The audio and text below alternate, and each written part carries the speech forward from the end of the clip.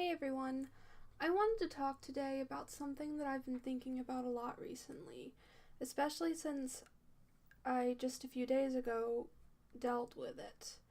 I was rejected from a convention that I really wanted to go to, not just because I wanted to share my art and sell it, but because being a lower income artist, usually the only way I can really go to conventions is if I get a spot in an artist alley, but that's neither here nor there. What I want to talk about is criticism, rejection, and how you deal with it.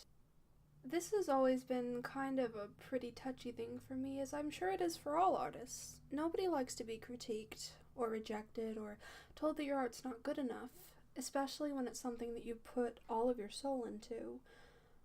But when I was younger, for all of maybe half a year, I had completely convinced myself when I was just at that edge of going from teenager to adult and having to really think about my life, I convinced myself that there was no way that I was going into art, that I was going to become a CNA, because honestly, the only reason that I can really remember is that the fear of being put under a spotlight, critiqued, rejected, told that my art wasn't good, anything that would come with doing art as a profession or going to art school, even though I never wound up going, being told what was bad about my art scared me so badly that for at least half a year, I gave up.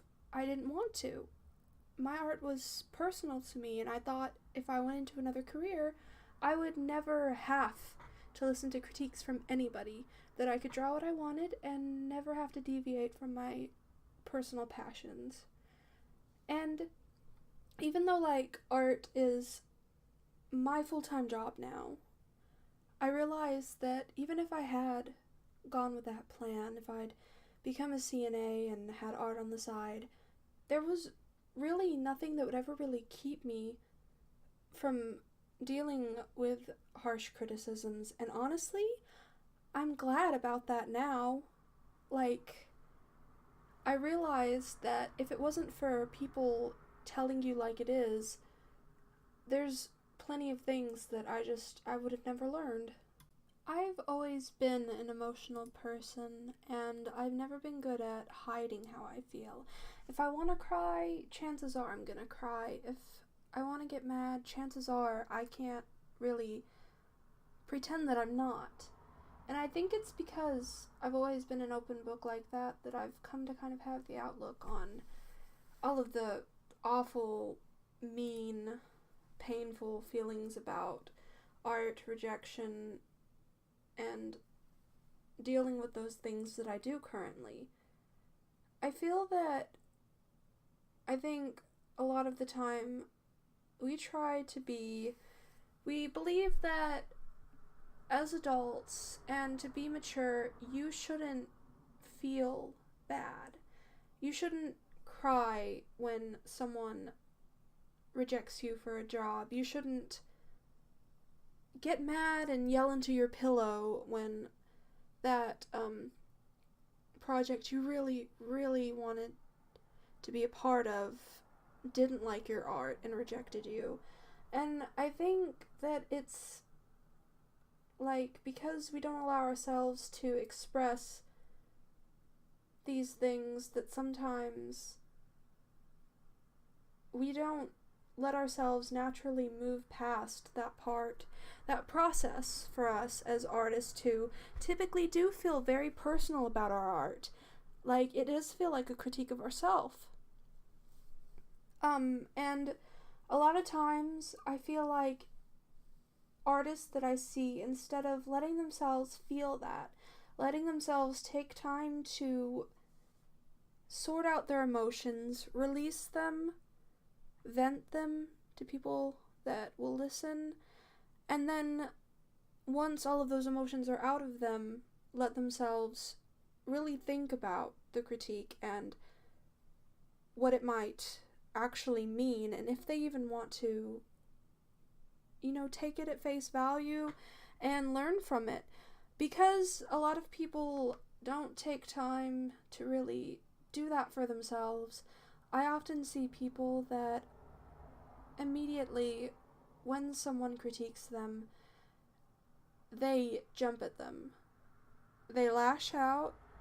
They try to kind of debate them on why their critique is invalid, on how they don't know what they're talking about. And obviously, there are times when people don't know what they're talking about. I've seen critiques that make no sense, and I've seen artists who are better off not listening to certain people. But if you don't take the time to consider if it's worth your time or if it's valuable, then you'll never really look at the things that are. 'Cause, like, you're always going to learn more, and that's not a failure on you as an artist. That's just the way it is until the day you die. Even if you make it past where you want to be right now, there will always be things that you can learn. And I think that I understand why people feel the need to immediately lash out when people tell them that their art is bad in some way. But I also think that if people would let themselves cry, let themselves feel sensitive if they're feeling sensitive, take the time to properly process what they've learned or what they've heard, then it would be a lot easier to move on from things and grow as an artist without getting in Twitter feuds with everybody who is a naysayer. I think one of the things that I'm trying to get across is that no matter how much you don't want critiques, no matter how much you might think you're better off without them, they're always going to be a part of being an artist, a part of putting your work out there into the world. And it's not a bad thing.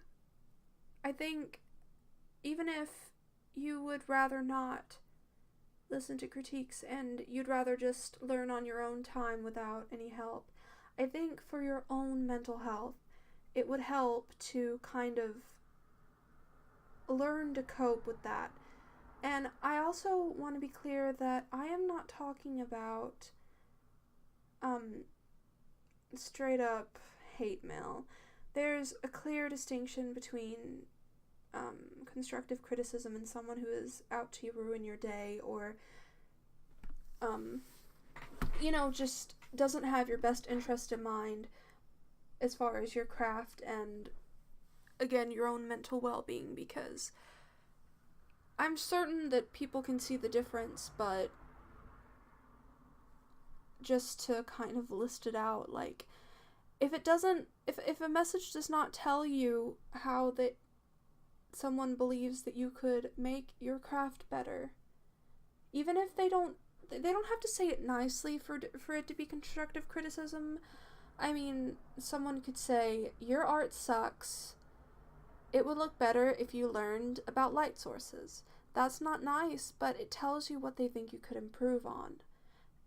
And I think it's also important to realize that you can think someone's an asshole, a total dipshit in how they presented their message, and still look into light sources because you haven't really thought about them. It's okay to not like somebody, but to think about what they said anyways. And also, if someone sends you a message and it just says, you suck, but it doesn't tell you why, and it doesn't try to tell you how to fix it, then don't give that your time. That's not the same at all. I mean, again, I know that people probably know this, but I guess if there's any younger artists watching, like, there is a distinct difference, and it's important to know what that is, but it's okay to listen to people sometimes, because there's always going to be people talking about your art for as long as you post it and share it. There's going to be people who will see things that's wrong with it, people who will just dislike it in general, and people who want you to improve and they want to tell you how they think you could. And I think it's just important to not get yourself into a state of mind where you pretend that that's not going to happen to you, even if it's something you'd prefer avoid, because I know being hit with that kind of criticism when you're not prepared for it is one of the worst feelings in the world. I think that that's really all that I had to say. I didn't want to cut out any of the process on this picture, so I'm gonna let the rest of it play in silence. If you wanna watch me try to figure out what I'm doing with colors for the next few minutes, but thank you for watching, and I hope that something I said today might help you on your journey as an artist. Bye.